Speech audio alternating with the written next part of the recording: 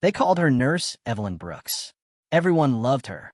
She had the kind of smile that made even the worst pain feel bearable. Patients swore she had a gift, a way of making people feel safe, even in her last moments.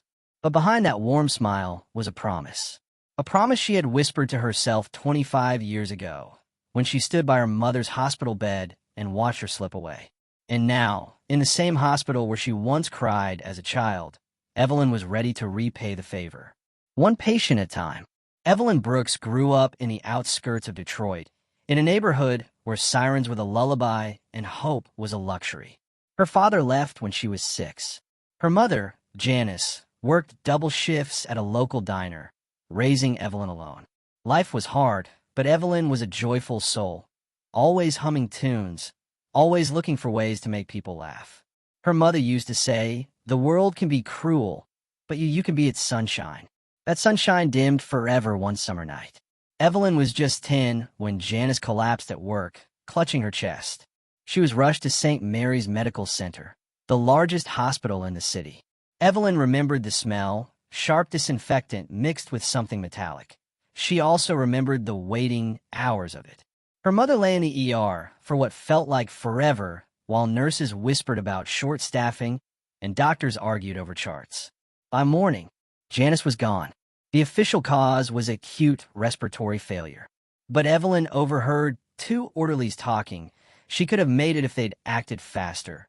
They never care unless you have insurance. That night, Evelyn swore to herself, one day, they'll know what it feels like to lose someone, because no one cared enough. Evelyn's teenage years were rough. Foster care, part-time medication, and then, with steady hands, introduced a microscopic amount of VX-21 into his foreline. Within 48 hours, he was gone. Cause of death? Pneumonia complications. No one questioned it. Evelyn felt nothing. No guilt, no fear. Just balance. One patient became 2, then 4. She targeted those she believed deserved it. A wealthy businesswoman notorious for cutting medical benefits for her employees, a former hospital board member involved in budget cuts, even a fellow nurse who had laughed about letting the old ones go. All deaths seemed natural. All causes unavoidable.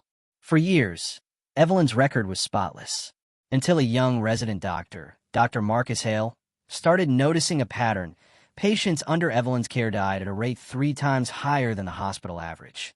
One night, he checked security footage and noticed Evelyn lingering unusually long at certain patients' bedsides. When Marcus confronted her, she simply smiled. "You wouldn't understand, Marcus. Some people don't deserve another tomorrow." He reported her to hospital management, but there was no proof, just gut feelings and circumstantial data. Evelyn was untouchable until she made one mistake. Her final target was a middle-aged man named Walter Briggs, a stubborn patient who reminded her too much of the hospital administrator from her childhood memory. But Walter's daughter was a microbiologist, and when her father's sudden death was ruled as pneumonia, she demanded an independent lab test. The results came back, with traces of a rare viral strain not found anywhere in the region. The police got involved. An undercover investigation followed. Evelyn was arrested quietly one rainy morning in the hospital parking lot, her scrub still on, her hair tied neatly, the same warm smile on her face. When detectives asked her why, she simply said, "I'm not a killer. I'm the cure. The cure for neglect." Evelyn Brooks is now serving multiple life sentences in a federal prison.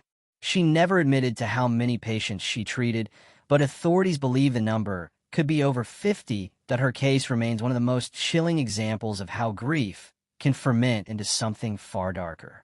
Next time you're in a hospital and a nurse smiles warmly at you, remember this story. Not every angel wears a halo. Some carry a needle.